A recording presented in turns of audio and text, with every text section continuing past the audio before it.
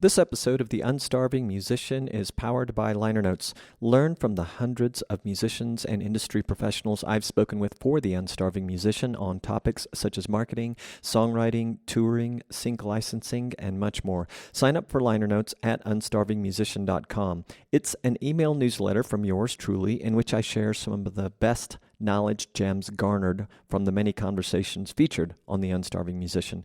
You'll also be privy to the latest podcast episodes and liner notes subscriber exclusives. Sign up at unstarvingmusician.com. It's free and you can unsubscribe at any time. This is The Unstarving Musician. I'm Robonzo. This is my podcast. It features conversations with independent music artists and industry professionals with occasional special topic episodes featuring yours truly. A glimpse into the minds of my varied guests, all intended to help independent music artists better understand the marketing, business, and creative processes that empower us to do more of what we love. Make music. Welcome to another episode. This is episode 302, the second I've recorded since the 3-month plus hiatus. It's nice to be back. How are you? Where are you? And what are you wearing? These important questions. I want to know the answers. There's a lot going on in the world since I last published an episode. A lot to be anxious about. Hopefully you're not too anxious. I'm maintaining. I am reading a book I want to tell you about. And I know you're not here for my book recommendations, but maybe you like this one. It's by Neil deGrasse Tyson. It's called Starry Messenger. I think it's his latest book. It's an interesting read. I do recommend it, even though, I'd be hard-pressed to tell you what it's about if you ask, but I suppose it's a guide to the universe and our relationship with it. It explores the formation of our solar system, the history of astrophysics, the importance of scientific literacy and critical thinking. In a way, it's all over the map, but it's pretty cool. I like it. I need more of that scientific literacy in my life, but I do recommend it. Check that out. I'll put a link in the show notes for it, of course. And I also want to recommend a video I ran across recently. This one is music related. It's a cover of Led Zeppelin's The Rain Song, a song I have loved all my life. And it's done by a young woman named Chiara Kilchling. I'm probably butchering her last name. I don't know where she's from, but it's just her and her guitar. I love the song, and I love Chiara's rendition. There will be a link in the show notes for that too. I hope you'll check it out. This song means a lot to me, and maybe you've never heard it before. That would be something. Then you can go listen to the original or maybe my favorite live version. But I know you don't come here for my personal book recommendations or video recommendations, do you? You're here to learn something, or perhaps you're here to listen to the sound of my soothing voice. In any case. Oh, one more music thing. Kayana has released her debut album called Unraveled. Who is Kayana? She is a former guest of The Unstarving Musician. I will link to her episode here in the show notes. Also, I'm mentioning it because I like her. She's a nice lady. She's an up-and-comer. She reached out to me a couple of times. Actually, a PR person reached out to me the first time, but she reached out to me personally this time, referencing our past conversation for the podcast, and asked me if I'd be interested in doing an interview. I told her I'm not doing interviews, but I'd be happy to mention it here. And she just did it so professionally. She sent me a really nice follow-up email. So yeah, it's 12 tracks. It fuses pop, R&B, and Afrobeat and trap-like production, highlighting themes of female empowerment and self-love. That sounds good. I'll put a DistroKid link, actually, where you can check that out. And Kayana, wishing you all the best with the new album. Okay, so this episode, I wrote about this topic, composition and master recording ownership and income opportunities. I wrote about it in liner notes. I mentioned liner notes at the very tip top of this recording and pretty much every recording lately. If you're not a subscriber, I hope you will consider checking it out. It's free. You can unsubscribe at any time, as I say in the beginning. But here's what I dug up at that time on music publishing. It's pretty recent. And I'm hoping that you, the listener crew, the liner notes reader crew, will check my work. Let me know if I miss anything, because this stuff is so rapidly moving. So as you may or may not know, I'm sure you kind of know, music publishing is about protecting and making money from a composition like a song. It's not just the recorded version. So Recorded music consists of two parts, right? The composition and the master recording, or AKA the master. The composition is made up of the melody and lyrics. It's an independent piece of intellectual property protected by copyright. The master recording, on the other hand, is a separate piece of intellectual property and almost always includes the composition. Master recordings are also protected by music copyright law. Okay, so there's a little 101. Owning your master recording is an important part of the music business. So let me say that again. Owning your master recording is an important part of the music business because it provides the right to control how your music is used and distributed. With a few exceptions, whoever wrote the song owns the composition. Whoever writes the song owns the composition. It's common practice in the U.S. to evenly split a song among writers. So if you wrote the whole thing yourself, you own 100% of it. If the song is co-written with someone, you each own 50% if you're going to split it. If you co-wrote it with two people, you each own 33.33%, and so on and so on. And you can obviously make other arrangements. To save yourself from potential headaches, it is very smart to talk openly about song ownership and put it in writing before starting a co-writing session. And a simple one-page agreement stating that all the writers present agree to split the song equally will suffice. Just get it in writing. That would be great.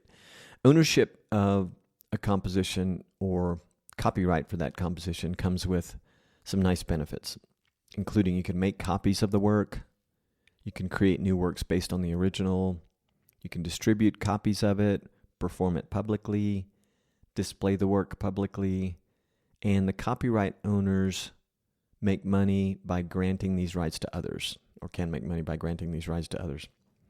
And if you'll excuse me, I'm going to have a sip of my lovely coffee. Oh, blessed caffeine. Oh my goodness, that's great. It's getting cool. I better drink it some more. Who typically owns the master? Whoever paid for the recording typically owns the master. In the world of signed artists, the owner of the master recording is usually the label because it fronted the recording costs.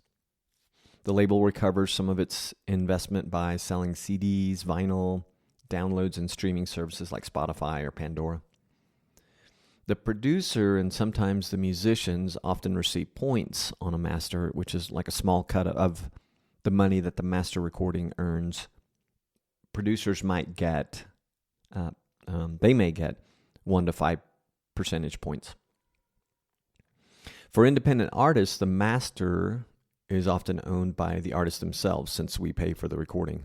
But lack of communication can derail this. I'm nodding my little finger like my fellow Mexicans do. I'm nodding my finger, yes. You can't see it. Maybe I'll put that on YouTube for you. So here's a tip for you. Communicate the terms in detail with everyone involved in your songwriting projects. Get it in writing, like I said earlier, and have all the parties sign. The owner of the master recording should be the person who pays for it, and this is usually the artist. The producer does not own the master recording in most cases like these, but like with signed artists, the producer can and often should be given points on the album. That's pretty cool. I didn't really know that, but it makes sense. I always kind of wonder, how do these guys get paid? That's one of the ways, I suppose. When working with independent artists, producer points can range more widely than when working with signed artists, so that's a little more rigid, but points can range from 1 to 20 or more. And factors that contribute to this, to the point range, include the amount of initial payment the producer receives, how production intensive the song will be, how well known the producer is, how renowned the artist is, etc. The goal is to is equitable compensation for everyone involved. That's the goal. Now then, that concludes my little 101 here of music composition and master recording ownership, royalties, and income opportunities. But I want to give a big shout out to a couple of websites that provided most of the content that I used to put this together, and that is mastering.com and repertoire.com. Repertoire. And they had some great articles that provided source information for the addition of liner notes that this episode came from, and for this episode, understandably so. Now, let's move on to understanding and capturing these music royalties. So, the royalties overview. So, the composition or the song owners earn money by renting songs to like radio, TV, and other entities to generate royalties and licensing fees. The most common royalty types are performance royalties, mechanical royalties, and synchronization fees. Performance royalties, so that's when those are compositions played in public that generate performance royalties. Let me say that again. Compositions played in public generate performance royalties. So common examples include a song played on the radio, a song in a TV show, movie, or commercial, a song played at a live concert by the original artist or another artist, a band playing an acoustic cover of a song on the radio, kind of like that girl I was mentioning in the video of the Led Zeppelin song, a song playing in public settings like restaurants, bars, dental offices, etc. And you may have run into this if you do gigs in any of these types of venues. You know a little bit about how there are some obligations there to pay into a fund on the part of the venues. Now, performing rights organizations, PROs, hopefully you've heard that before, but I'm reading lately that a lot of young artists aren't even registering, but it's a murky area for new songwriters, I get it, but PROs or performing rights organizations such as BMI, ASCAP, and CSAC, which I believe is Canadian. Maybe it's not Canadian, I'm forgetting, so forgive me if I misstated that, but they grant licenses to bars, concert venues, radio stations, and most other places that play music publicly. They then collect licensing fees and pay portions of the revenue to the composition owners. And this fees collection allows songwriters to get paid when their songs are broadcast or performed publicly. All right, coffee break. 1 sec.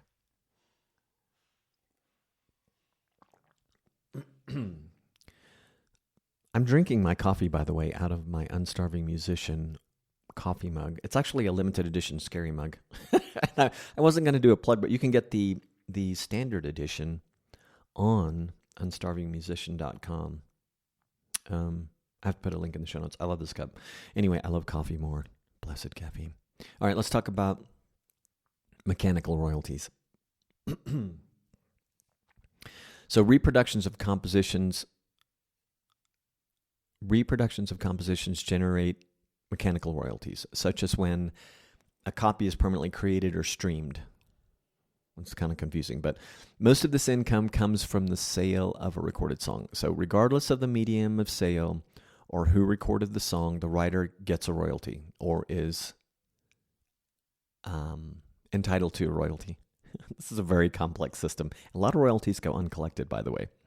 Okay, so the collection of this money is typically handled by the publisher, by the writers themselves, in some cases if they do not have a publisher, or by a third-party agency specializing in mechanical licensing like the Harry Fox Agency. And yes, a lot of this stuff goes uncollected because people are just not on top of it. And I imagine that a lot of independents that do it by themselves, it's a lot of work. So yeah, publishers can be a good thing. All right, synchronization or sync fees. You probably heard that. Sync. Everybody wants to get into sync. A lot of us don't know what it is, but we know we want to get into it, right? All right, sync fees occur when a work appears alongside a visual medium. So a sync fee is money earned when your work is in a movie, an ad, TV show, or other video production. Sync fees are usually paid out by the production company using the composition, and the fees are also the easiest to collect because, unlike performance and mechanical royalties, whoever uses your work must have your direct permission. So that gives you line of sight to those fees. And I'm sorry for the random giggling at the beginning of that last bit there. I burped and edited it out, but I laughed, and it was there, and I'm sorry that was rude. I apologize. All right, moving on. The primary income sources for a master recording are performance, mechanical, and sync. So performance royalties for master recordings do not result with every public performance. So most master recordings will only see performance revenue from digital services like streaming and satellite radio, such as services like Pandora, Spotify, and Sirius XM. Sirius? Yeah, that's right. Sirius XM.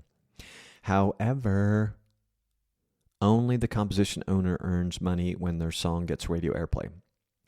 Master recordings usually make around 5 times more per stream than the composition that it embeds. That's an interesting tidbit, right? Master recordings usually make around 5 times more per stream than the composition that it embeds. Musicians and parts of the music industry have begun efforts to establish more equitable compensation and are doing so on multiple fronts.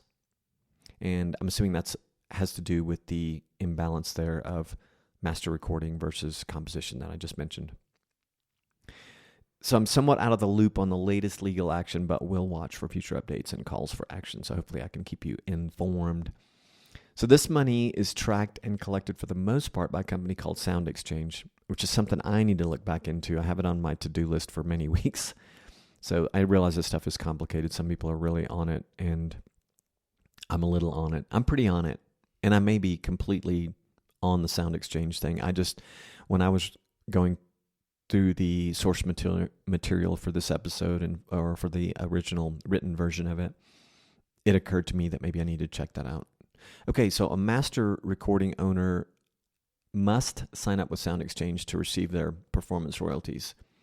It's also the master's owner responsibility to sign up with a PRO, which I mentioned earlier, Performing Rights Organization. The creation of a new permanent master recording copy generates mechanical royalties.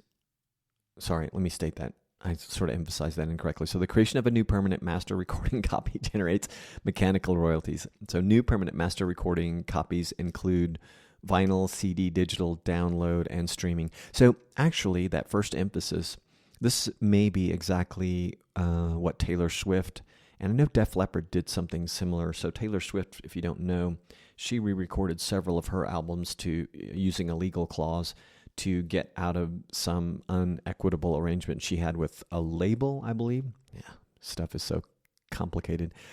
And Def Leppard did the same thing. Now, for Taylor Swift, it was huge because she's so popular. Def Leppard, if you don't know who they are, they were big in, I guess, the 80s. I guess in the 90s when grunge came along, they got squashed. But they're still around, and I know that they re-recorded at least one of their albums for a similar reason. So collecting mechanical royalties from master recordings is primarily done by distributors. So if you're an independent artist, you are the distributor. So you can kind of start to see, we have to do so much as independent music artists. So, I mean, it just piles on and on and on. So sometimes having people is worth it. DIY for everything can be maddening sometimes. It can be a lot because you want to make music, right?